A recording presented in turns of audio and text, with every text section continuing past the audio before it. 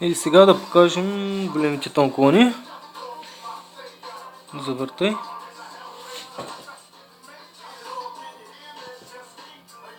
Я наклони да видя тръба.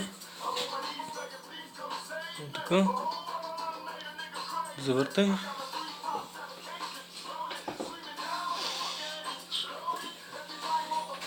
Идеално.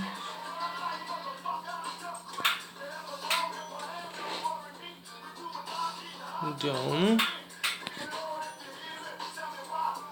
Няма абсолютно никакви проблеми по ръбчетата. Отвори отпреди.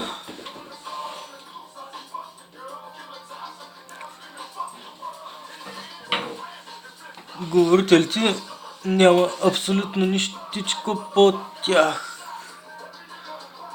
Напълно запазена система като цяло. Другата колона е в абсолютно същия вид. Няма никакви забележки по кутията. И сега остава да ги вържа абсолютно всички тонколони и да чуете.